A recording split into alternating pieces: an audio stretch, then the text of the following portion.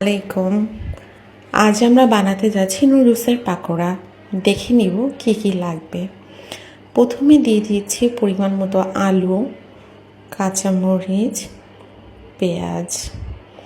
তারপর দিব দু ধরনের মশলা, একটি ম্যাগি মশলা, একটি নুডলসের সাথে ছিল, দুটি একসাথে দিয়ে নিব।